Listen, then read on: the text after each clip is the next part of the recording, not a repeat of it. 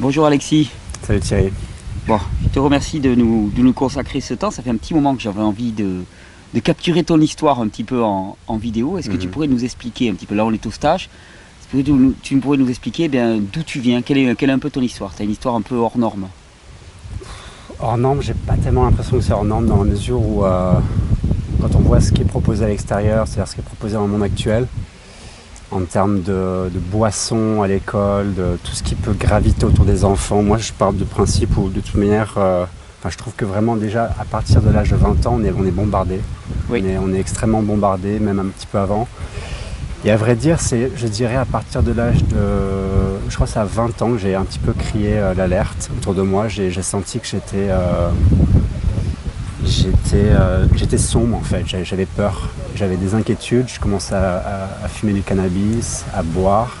Donc d'un côté il y avait des excitants et puis il y avait des choses fantastiques comme la musique, il y avait tout un monde nouveau qui s'ouvrait à moi. Et puis d'un autre côté il y avait comme aussi de temps en temps, par période, des petits des moments de fatigue après des soirées, de l'accumulation, des moments de... C'est comme un pessimisme, c'est des sensations qu'on ne va pas dans le bon sens. Et puis à Paris, moi j'étais à Paris à ce moment-là à 20 ans, il pleut beaucoup. Ça peut être assez difficile quand on est déjà dans une...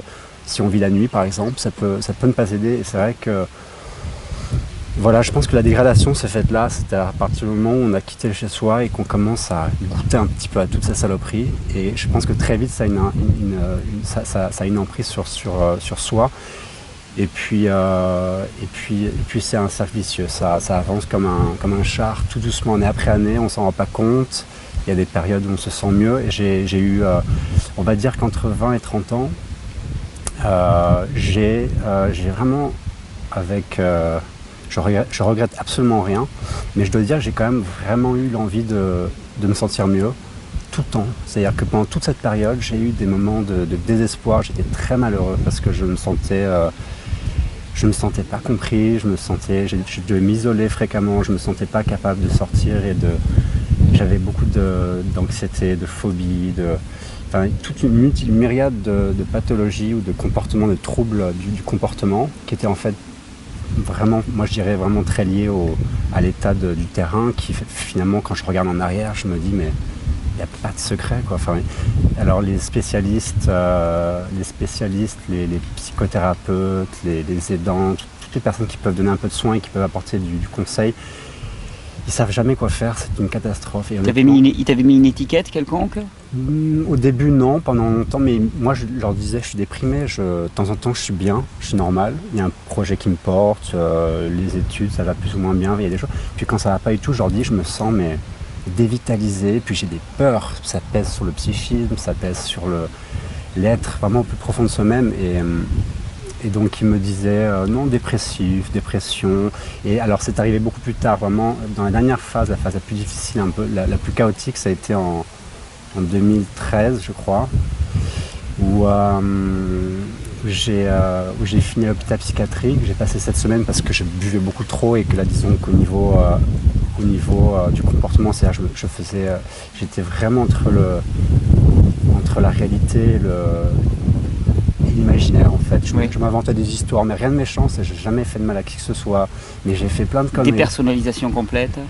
Non, mais je me suis inventé un personnage, je me suis tramé toute une histoire sympathique, c'était très manga, c'était très drôle, c'était autour de la musique, je m'étais tramé toute une histoire, mais elle avait cours en fait, au-delà des mois et des semaines, sur la dernière période, c'est-à-dire qu'on peut vraiment, et c'est là où je vois la problématique de cerner les troubles psychiatriques chez certains.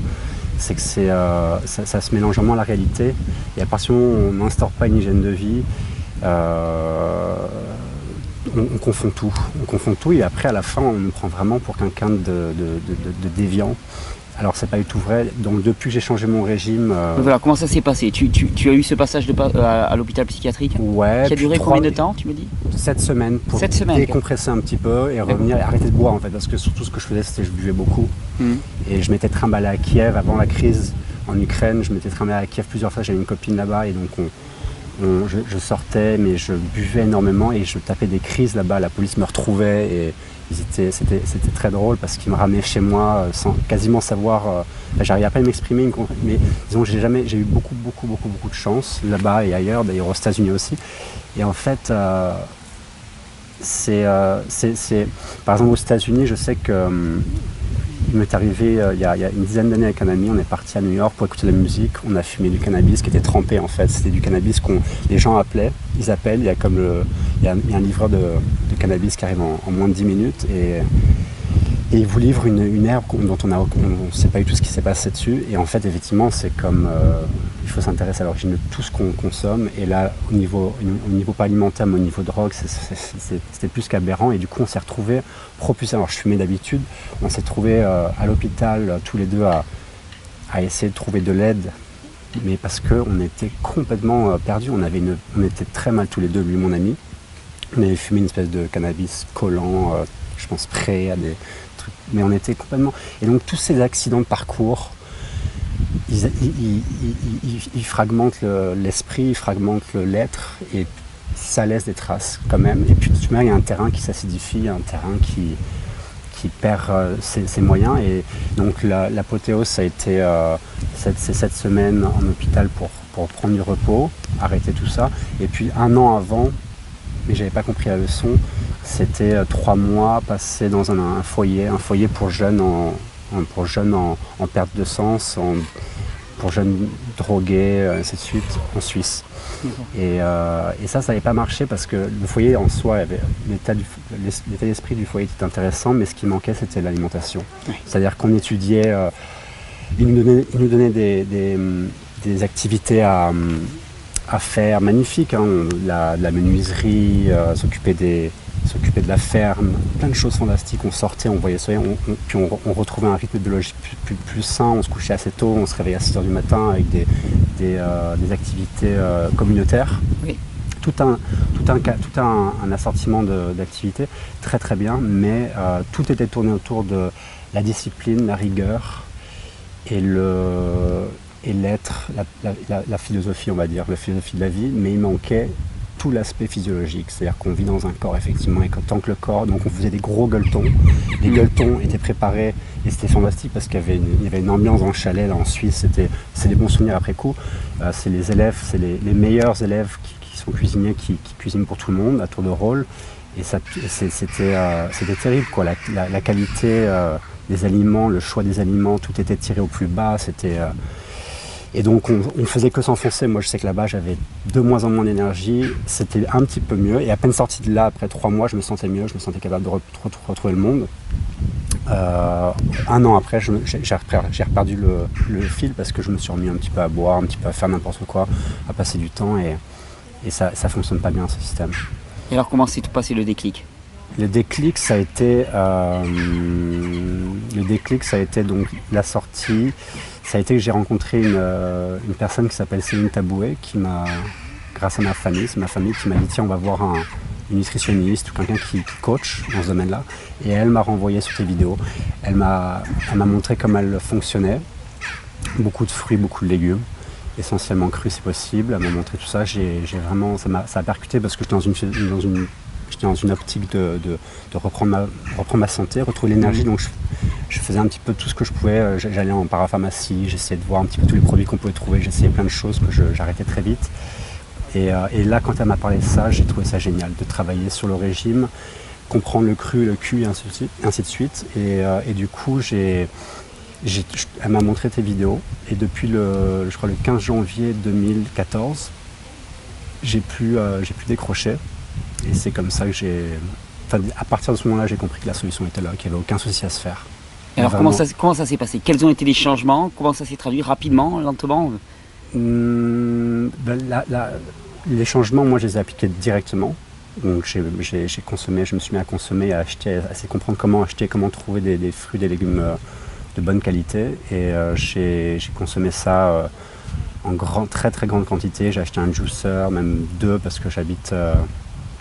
Bon bref, de toute manière, ça a été un changement radical pour moi. Ça a fonctionné très vite, très bien. Et je dirais que cette alimentation permet vraiment une accélération du processus de bien-être. C'est-à-dire qu'on atteint des niveaux qu'on ne peut pas atteindre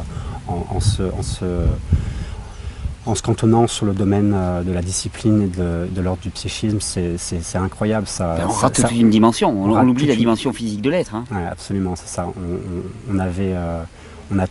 J'ai l'impression d'avoir vraiment fait, comme tu dis, j'ai l'impression d'avoir nagé à contre-courant pendant des années, en fait, c'est ça. Je sortais un peu la tête de l'eau, mais je luttais, je sortais énormément, je buvais énormément de choses.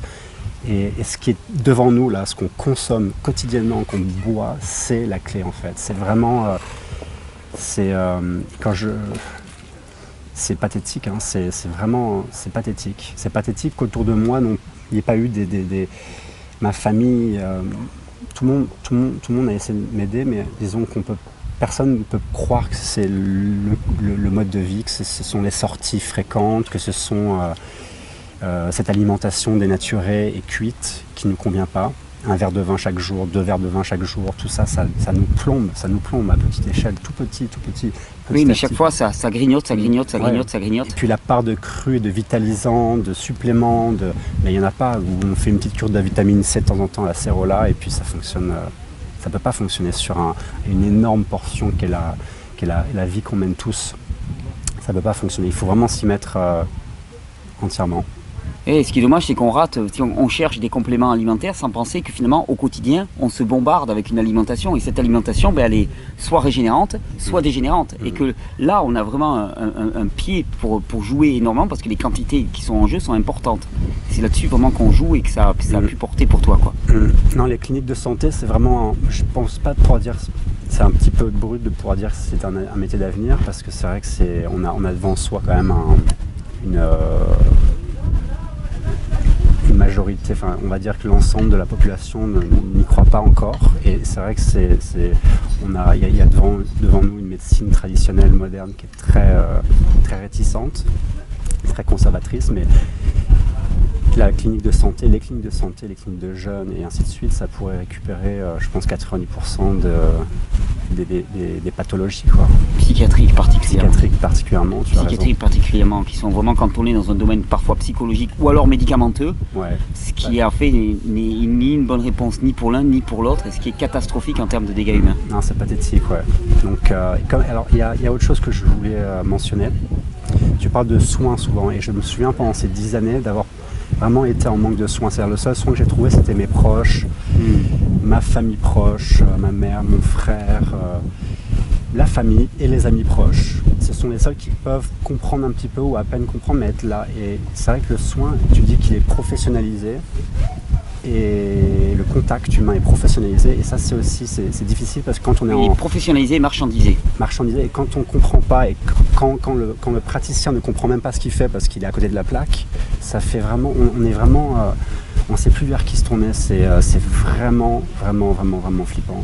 Et je sais que le soin, je sais que quand je faisais un rendez-vous chez le psychothérapeute, peu importe, psychiatre, psychologue, quand j'avais un rendez-vous chez eux, à 70 € le truc, ça durait, je sais pas, 50 minutes, j'avais pas envie de partir, j'avais qu'une envie, c'était de déjeuner avec lui et qui m'explique peut-être des choses, mais il n'explique rien. C'est ça le problème, c'est que dès qu'on entre un peu dans l'hygiénisme, dans la vraie compréhension du corps, comme tu la proposes, comme les hygiénistes le proposent, on peut aussi on peut ouvrir la brèche et puis commencer tout de suite, tirer le fil, la pelote, et puis commencer à ouvrir il y a tout un panel, il y a une littérature fantastique sur ça, mais elle n'est pas accessible par l'intermédiaire des thérapeutes du monde moderne. Vraiment, très peu. Et quand j'allais voir ces thérapeutes, on discutait, j'avais qu'une hâte, c'est qu'ils me donnent quelque chose qui m'aide ou qui me disent qu'est-ce qui n'allait pas en fait.